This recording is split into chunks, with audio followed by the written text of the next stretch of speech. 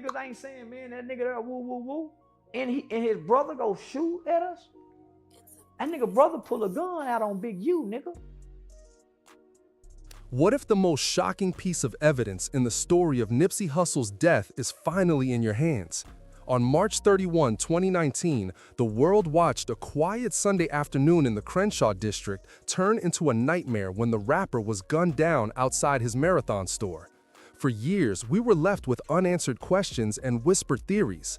Now, fresh footage, just dropped and already going viral, captures his final moments in stark, unfiltered detail.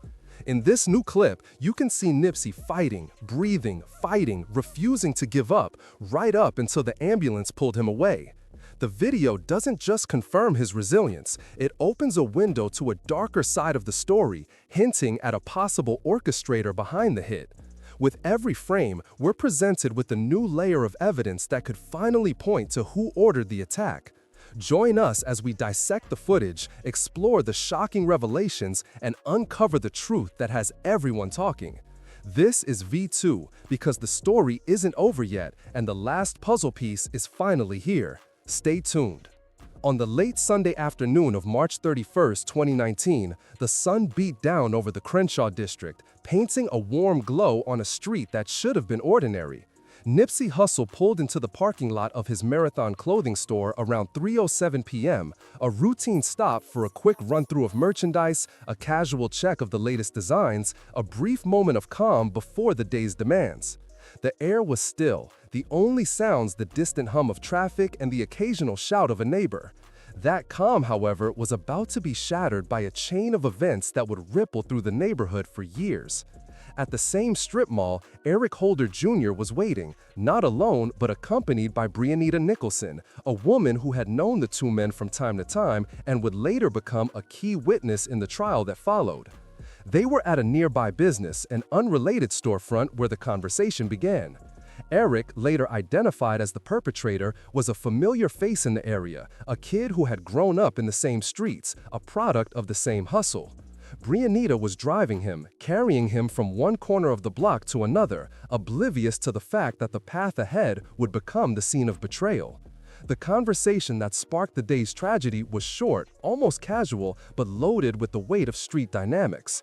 Nipsey, a man who had built a reputation as a mentor, a protector, and an entrepreneur, approached Holder with the intention of looking out for him, not to provoke. "I've got you," Nipsey said, his voice steady, his tone more of reassurance than confrontation. He was trying to warn Eric that his reputation, his success, was something that could be exploited by the wrong people. He didn't want him to stumble into a trap, he wanted him to see the danger ahead.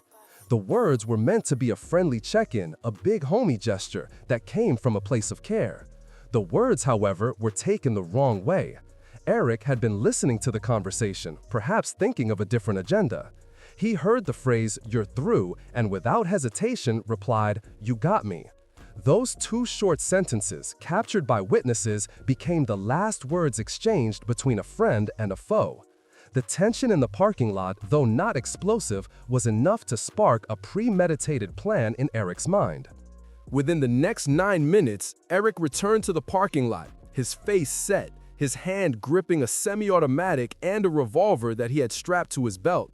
Surveillance footage from the nearby businesses confirmed his arrival, his movement, and the way he approached Nipsey. He didn't just shoot, he opened fire with both weapons, a calculated burst that was more execution than an act of heat. The shots landed across Nipsey's torso, his chest, his face, and the fatal bullet found its way to the back of his head, a devastating blow that would seal his fate. The attack unfolded with brutal efficiency. Witnesses stood in stunned silence as Nipsey's body twisted and fell. Eric's retreat was swift. He told Brianita, "Drive before I slap you," a chilling command that revealed a man who was not only capable of killing, but also threatened to strike anyone who didn't cooperate. The image of an assassin who had prepared to strike not only a friend, but anyone who might interfere was a sobering reminder of the violent undercurrents that simmer in the streets. In the midst of this chaos, a single thread of humanity held on. Samuel Oskodome, Nipsey's brother, received the phone call. the news of a shooting that would take him from the other side of the world into the heart of a parking lot. Samuel ran down Sloan Avenue, cutting red lights, his face set with a fierce determination. When he reached the scene, he saw his brother sprawled on his back, the blood streaming from a wound in the head tilted to the side, the body half covered in the dark clothing of his store. The 911 operator's voice crackled over the phone. "CPR, do not stop until I say otherwise," the operator instructed. Samuel took his brother's chest, pressed hard and fast, his hands working against time, against a wound that had taken the life force from Nipsey's heart. He wanted to leave a bad deal that he'd got into with Big U's unique label.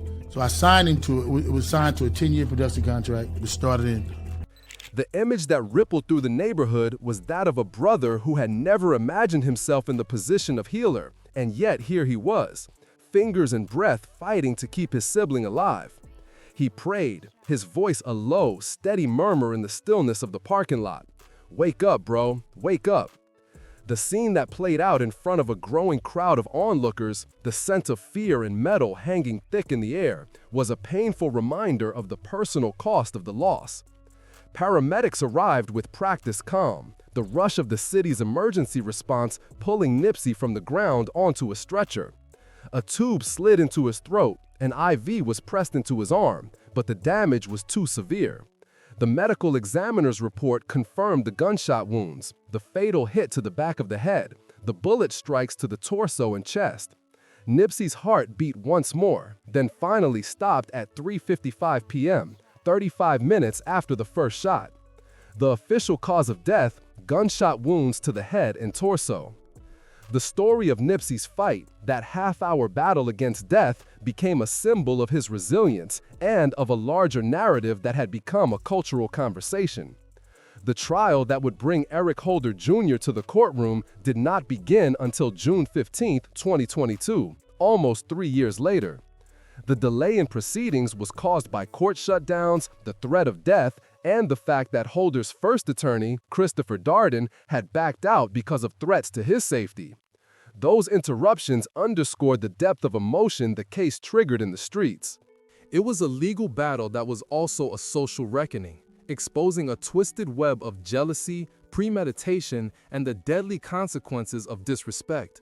The prosecution, led by Deputy District Attorney John McKinn, argued that the crime was not a spur-of-the-moment act, but a cold, calculated execution. They had video evidence, a clip of Holder arriving, a recording of the shots fired, footage of his getaway. That visual record was enough to lay out the crime in a way that made the defense's claims of provocation seem hollow. The testimony of Brianita Nicholson, granted immunity for her role as Holder's driver, was pivotal. She described hearing Holder say, "You're through," just before the gunfire erupted. Her voice, calm but clear, helped paint a picture of a man who had planned to kill someone he had once called a brother. Herman Cowboy Douglas, Nipsey's close friend and a store employee, also testified that the conversation between Nipsey and Holder was laid back. "I didn't sound aggressive. I was looking out for him like a big homie would," he said. This testimony contradicted the defense's narrative of a heated altercation, proving that the trigger was not a sudden provocation, but the result of an existing tension that had been simmering in the background of the music industry. The courtroom was a crucible that brought all of the fragments together: the phone calls, the surveillance footage, the personal accounts. Eric Holder was charged with 1 count of first-degree murder, 2 counts of attempted first-degree murder, 2 counts of assault with a firearm, and possession of a firearm by a felon.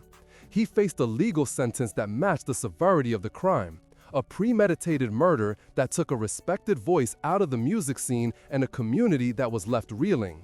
In the aftermath of the shooting, the streets had already begun to heal. Nipsey's store, a symbol of entrepreneurship and community empowerment, remained a beacon of his vision. The story of that Sunday afternoon, however, was a sobering reminder that betrayal can come from within, that respect can be fragile, and that jealousy can lead to an irreversible loss. It was a narrative that the city would replay in its memories for years to come, a cautionary tale that would be revisited in the legal archives, in the conversations in the kitchen, in the prayers of a brother performing CPR, and in the lingering silence of the parking lot where a brother's life was finally taken. The narrative deepens when the focus turns to Eric Holder Jr., the man whose name became synonymous with loss in the West Coast. What unfolded in the days after the 2019 shooting and what echoes of that moment still reverberate offer a broader context to the murder's seemingly simple trigger. The seed planted by a brief conversation about snitching sprouted into a towering forest of motives, resentments, and speculation that still stand in the light of the law and the weight of community grief. From the moment Eric Holder was found on the scene, the layers of tension began to reveal themselves. Witness accounts gathered from both the ground and inside the police investigation highlighted that Holder, in the weeks preceding the shooting, was a boy of the streets, a young figure who grew up in a Crenshaw block that, like many urban enclaves, wrestled with its own internal struggles. He had played the role of a street kid who had turned to music and entrepreneurship, yet his ties to the neighborhood had always remained intertwined with the local gang culture that would later complicate the narrative. You actually knocked Nipsey Hussle out during their fight. First time they first fall out, when they first got Nipsey signed, Nipsey come back, was fall out, they went down, there was a fight, rumble happened. I believe Big U knocked Nipsey out. Blacc Sam comes out, fires 3. The conversation that is often cited in the court documents, the one that seemed to set the clock in motion, was a simple yet heavy exchange. It involved a line about snitching, a word that carries a deep, almost ritualistic weight in certain communities. The exchange is framed by an image of a man whose anger could be seen in his eyes, a man who felt at that moment that his personal narrative had been betrayed by someone he trusted. That feeling of betrayal is the seed of a tragedy that grows as deep as the history of mistrust that exists within the African American community. When the streets of Crenshaw saw a young man's life cut short, the sense of injustice rippled outward. People were not only questioning a single motive, but whether the system, the pharmaceutical industry, or even the government had a hand in this violence. These theories, however unfounded, mirror a larger narrative that has haunted marginalized communities for generations. It was not just the murder of a beloved artist, but the loss of a voice that spoke against systemic oppression, that championed empowerment. The immediate legal aftermath was shaped by the decisions made by law enforcement and the judiciary. Brianita Nicholson, who drove the getaway car, was granted immunity. The decision raised eyebrows, as many felt that her immunity deal suggested leniency. Some community members thought the justice system had taken a softer stance on someone who was directly involved in the escape. Others believed that the decision was simply a matter of cooperation and practicality, and that she was not in the same position as the other individuals. In the same vein, Carrie Lathan's arrest 8 days after the shooting for allegedly violating parole by associating with a known gang member raised questions. In her case, the justice system saw her as a threat because she had been linked with a person who had recently killed a celebrated community figure. The legal system was caught between honoring a community's hero and enforcing the law on an alleged gang member, creating an intriguing paradox that many were unable to comprehend. The story of the 60-year sentence is a sobering reminder that the legal process was not without its own trials. The appeal that was filed in November 2024, in which an appeals court upheld Holder's conviction, closed the final chapter of legal recourse. A 60-year sentence was set as a permanent penalty for the man responsible for Nip's death. That decision may have satisfied the legal system, but the street continued to debate. Even with the appeal denied, the streets and the community still wondered if there might be other motives or conspiracies behind the murder. The lack of clarity in the official account did not help to quell the anger or sorrow in the community. The question of why a person who had earned millions, built a brand, and touched so many lives could have such an impact on the trajectory of a young entrepreneur's future by a brief conversation about snitching was still unanswered. The community felt it needed a deeper explanation that would account for the magnitude of the loss. The story of the prison experience of Eric Holder Jr. has also become a source of controversy and speculation. Several accounts have been shared describing the violence and humiliation Holder has faced behind bars. On a prison transport bus, inmates from 60s had spitted on him, poured urine and spit on him in a way that showed that he was not in the general population, that he was being targeted. The attack, which involved a razor and required staples in his head, highlighted the violent position Holder was in. He is a target for a beloved community figure. The fact that he had killed a celebrated artist means that he had created enemies beyond the local community. The global reach of hip-hop means that artists like Nipsey have fans and supporters worldwide. The killer of a beloved artist becomes a target. The prison violence is not only a product of his personal actions, but is also a manifestation of the broader consequences of his actions. In the same time, other allegations and conspiracies continue to swirl around the case. There were allegations that the murder of Nippy had connections to a documentary he was working on about Dr. Sebi. Social media platforms saw widespread speculation that the government or pharmaceutical companies targeted Nippy to suppress information about Dr. Sebi's alleged cures. These theories gained traction despite the lack of evidence, reflecting a historical context of systemic oppression and documented abuses. They serve as a reminder of how communities process grief and trauma when official explanations seem inadequate. The proliferation of these theories highlights the difficulties faced by those who want to honor Nip's legacy while dealing with the reality of his murder.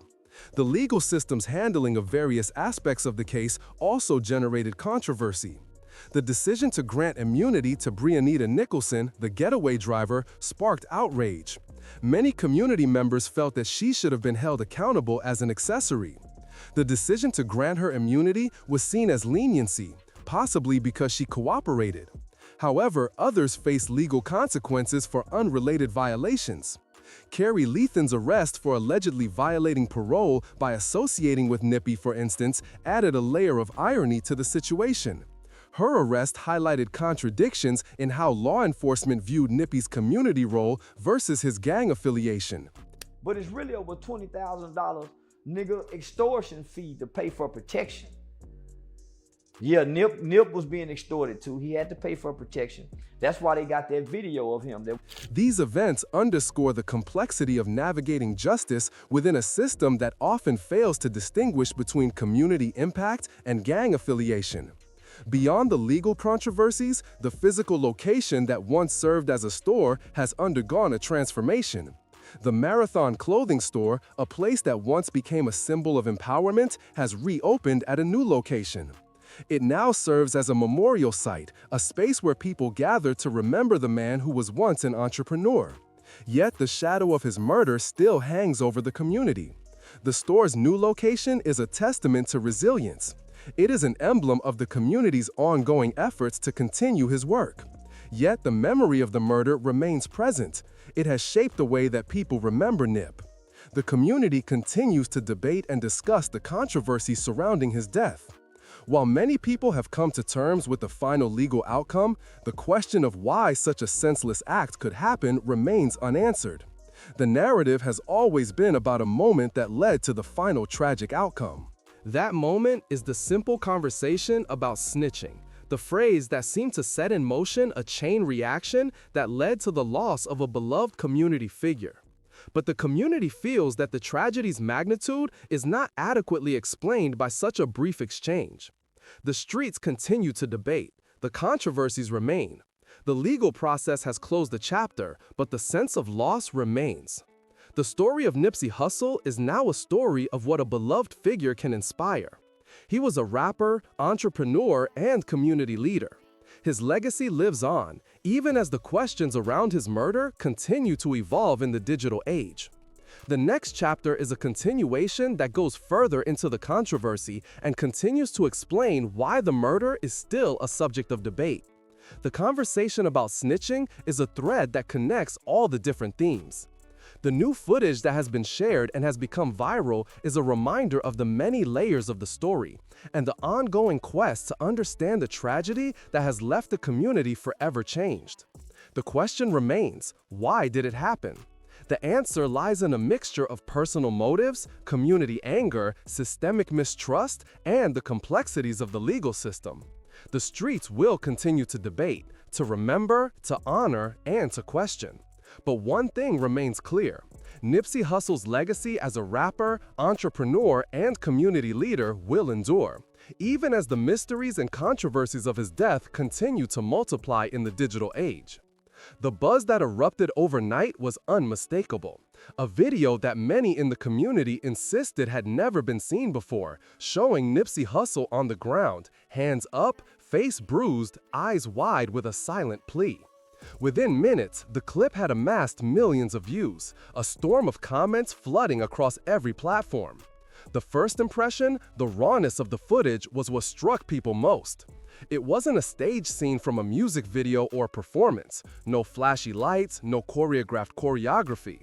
It was an unfiltered moment, a visceral snapshot of a man who had become a symbol for resilience, now caught in a moment of vulnerability that seemed to echo the very heart of the controversy that still haunted his name. The viral wave did more than just spread shock. It reignited old arguments and opened new doors of conversation. Many who had felt that the legal system had closed the chapter on Nipsey's murder now found themselves at the center of a renewed debate. In the footage, the camera pans to a nearby alleyway, a graffiti wall with a faded mural of his own silhouette, a subtle reminder that the scene was not just a random street corner, but a place of personal significance.